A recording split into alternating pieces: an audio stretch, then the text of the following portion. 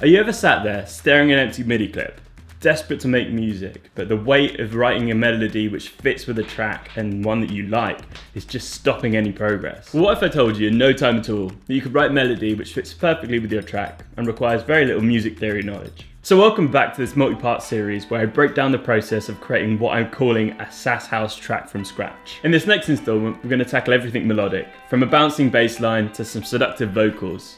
Basically everything you'll need to give your track some serious sass.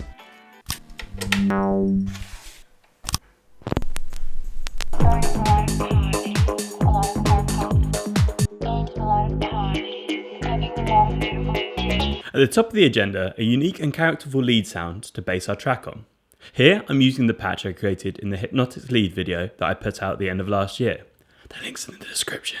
The sound lends a nice spookiness to the track, which we can counterpoint with some fun, pumping bass lines and vocals. So let's make good on a promise at the start of the video with a handy way to get you started writing melodies. First, let's set up a MIDI clip, then chuck down a note which works melodically with our track at every quarter or eighth interval. We can then start shifting these notes up and down until we find something that sounds nice. Next, we can consider shifting the notes left or right to create some more interesting rhythms, introducing more notes when needed. Finally, you can mess with the note's length to make the sound pluckier or more elongated. Doing this step by step, rather than writing a brilliant melody in one go, might help remove the paralysis of an empty MIDI roll. And remember, more complex doesn't always equate to better. To add to this, simply duplicating the clip and adding small variations at the end is another way to keep your synth lines interesting over time. A simple bit of variation acts as a reset to keep the melody feeling fresh. So give this a go the next time your mind goes blank, and it could be your ticket to getting something that sounds polished with little work and limited music theory.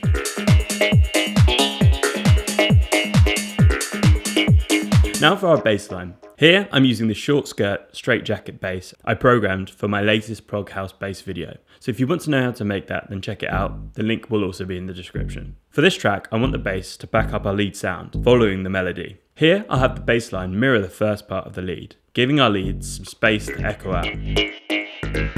I'll adjust the length of my notes too to create some more interesting contrast to our lead. I'll then use our duplication trick, adding more flourishes to fill out some of the gaps. As you can see when I play them side by side, they follow the same melodic pattern, allowing each other to have a solo moment here and there.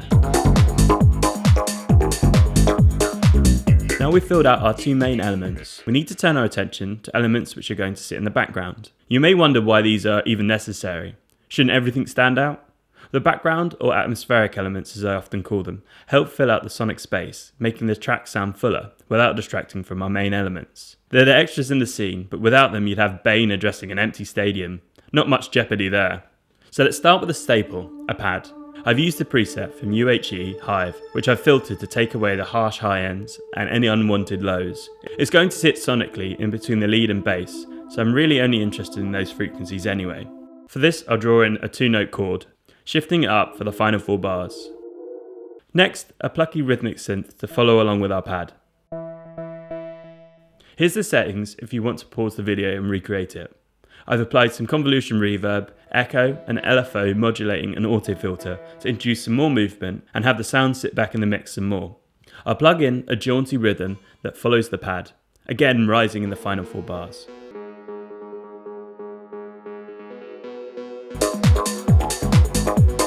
Just stopping in to ask for a favour. If you're not subscribed to the channel and you like the content that we put out here, please consider subscribing so we can turn this value into 100%.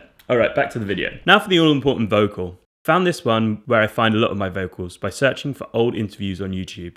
I felt that the materialistic, self-assured nature of this one really fit the vibe I was after, especially with the references to parties. Well, going to a lot of parties and having a lot of fur coats and jewelry. I then created an 8-bar loop so that I could time up the interview with my track. I'm trying to give the interview a cadence that complements the track, which can be exaggerated by using the warp markers to shift the transients to time up with a beat. Beautiful things. Going to a lot of parties, a lot of fur coats and jewelry. Next, I'll look to integrate the vocal more in the mix and add some extra flavour with effects. Firstly, an OTT preset, vocal control, to compress our vocals, then a shifter to add a flanger effect for some added movement. Next, I want to add an exaggerated EQ preset to give a retro telephone effect.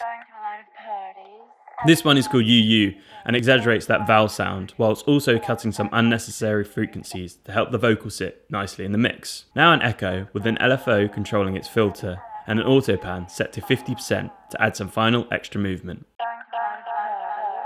The echo does however wash the sound out, so if you prefer to hear the words you can forego this. And that's it, here's the elements we made today. And now with the drums.